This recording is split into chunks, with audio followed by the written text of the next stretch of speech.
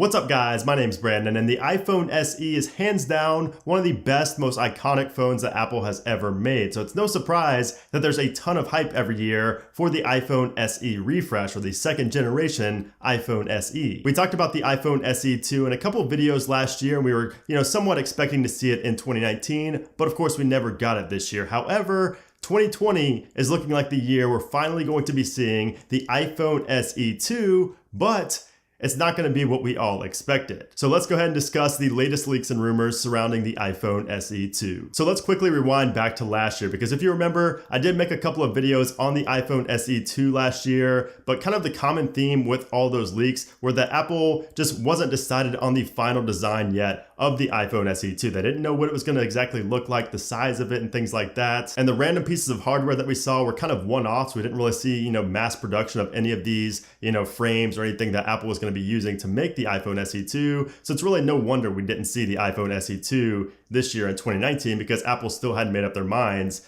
last year in 2018. But now in late 2019, things have changed and we have our first intriguing report on the iPhone SE 2, the first report that I'm actually putting a lot of stock into because of who it comes from. And this news comes courtesy of Ming-Chi Kuo, of course, the very reliable Apple analyst who a lot of times when he says things, a lot of times when he reports on things well in advance, they do end up being, for the most part, true. Now, of course, hardly anybody has a 100% accuracy track record, but a lot of times Kuo is pretty accurate with his predictions and his reports. So as you can see here, he is reporting that Apple is planning on releasing an iPhone SE 2 in the first quarter of 2020. And of course, that's most likely going to be in March. And he also said that it's going to have a starting price of $399. So yes, $399, $400 for a brand new iPhone in 2020. That's insane. So he not only gave us the potential price of the iPhone SE 2, but also the specs that are expected to be inside of it. And you can see here, he's reporting that the iPhone SE 2 will have the A13 Bionic chip, which is of course the same chip that is found in the iPhone 11, 11 Pro, and the 11 Pro Max. Also gonna have 3 gigabytes of RAM,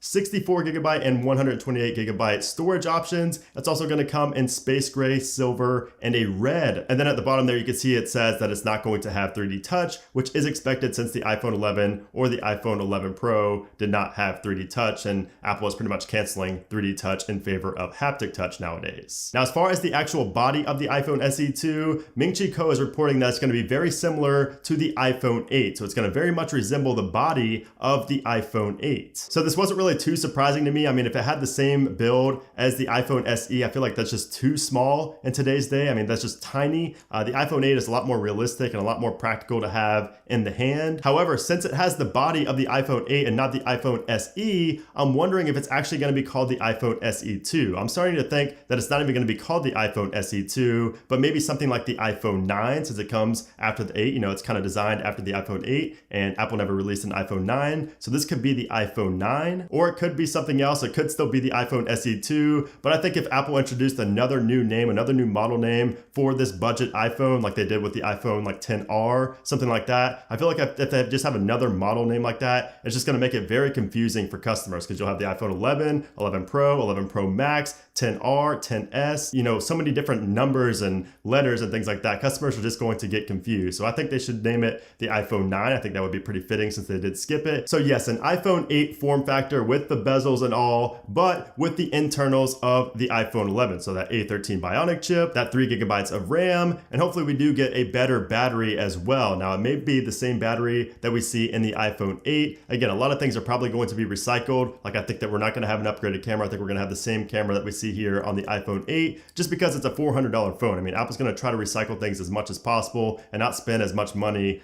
on designing the phone, obviously, since they're selling it for $400. So I feel like we're gonna have the same camera on the iPhone SE 2 or whatever it's called. We could potentially see a better battery, a bigger battery, and of course the A13 Bionic chip will also help with the battery, so I would definitely not be surprised if we do see better battery life than we had on the iPhone 8 here. But of course, there's no way it's gonna have better battery life than like the iPhone 10R, the iPhone 11, or the iPhone 11 Pro, but it should still be a small powerhouse that gets a good amount of battery. Again, also because it's gonna have an LCD display. It's not gonna have an OLED panel like we have on the iPhone 11 Pro or the Pro Max. So it's definitely gonna be pretty solid with battery life. And again, going back to that $400 price tag on this upcoming budget iPhone, I think that is the perfect perfect price point because we have right now the iPhone 8 currently selling for $449, the iPhone XR for $599, and the iPhone 11 for $699. So I can see the iPhone SE2 being the go-to choice for a lot of people who just don't want to spend that much money on a phone. Because again, performance-wise, the iPhone SE2 is going to be much faster than the iPhone 8, which is designed after. It's also gonna be faster than the iPhone XR, XS, XS Max. It's gonna have the same capabilities performance-wise as the $1,000+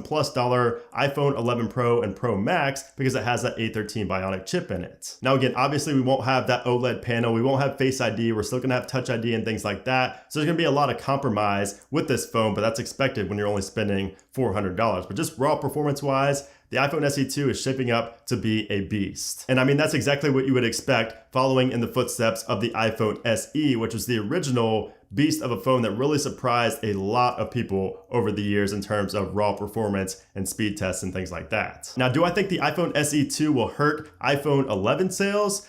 And honestly, I kind of do. I kind of do see the iPhone SE2 taking away some sales from the iPhone 11, just the iPhone 11, not the 11 Pro or 11 Pro Max. Because I feel like customers are either gonna want to spend all the way up or spend all the way down. I don't think they'll wanna be in that middle zone again because there's just too many options. You know, it's kind of cluttered right now on the iPhone market. And I think that if they're gonna spend that much money, they're probably gonna go all the way up to the Pro or the Pro Max, or they're just gonna spend again down all the way on something like the iPhone SE2, iPhone 9, whatever ends up being called. So it'll be really interesting to see these sales numbers for the iPhones in 2020. So yeah, if you still have an iPhone SE, if you have an iPhone 6S, an iPhone 7, even an iPhone 6, I would hold on to that for just a few more months until about March of 2020 and see what we get with the iPhone SE2, because you may want to hold off and upgrade to that way you're not going to be spending any more money on some of the more expensive phones, and you also don't have to buy like a used phone or anything like that. So yeah, guys, that is the latest on the iPhone SE2. Again, coming from a very reliable analyst in the Apple space, Ming-Chi Kuo, has a great track record. So a lot of these things, you know, you have to take everything with a grain of salt, but I pretty much believe everything written in this report because it makes a lot of sense. And especially with the release coming in early 2020, I can definitely see that happening. So if you guys are excited for the iPhone SE2, hit that like button down below. Also make sure you guys do subscribe so you don't miss any future updates on the iPhone SE2. And of course, I'm sure we'll be seeing more leaks and rumors over the next few months. So definitely make sure you guys are following me on Twitter. That link is down in the description below. I post things and retweet things over there a lot more than I post videos, just because a lot of times it's small leaks that aren't, you know, enough to make a full video on. So definitely follow me over there. Again, link down in the description below. But anyways, guys, that's it for me. Thanks again for watching, and I'll see you soon.